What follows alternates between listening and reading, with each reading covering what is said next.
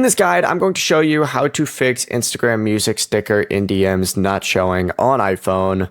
This is Aiden from JustPause, and before we get into this guide, make sure to like the video and subscribe to the channel with all notifications on. It really does help with the channel and it lets us know that you want more content like this, so we greatly appreciate it. If at any point throughout this guide you did have any questions, just ask them down in the comment section below and we can help you out further. I'm going to be doing my best to reply to every single comment down there. First things first, you need to open up the App Store and just back out of Instagram, search for Instagram on the App Store, and then go ahead and select it. And if there's an update available, tap update, because Instagram officially supports sending music from sticker trays in chat. From here, open up Instagram, go to messages, open it up, and then select the little plus icon, select stickers, and you should see music actually apply. If you don't, you could search for it as well. However, if it's still missing, you need to fully close out of Instagram and restart your iPhone.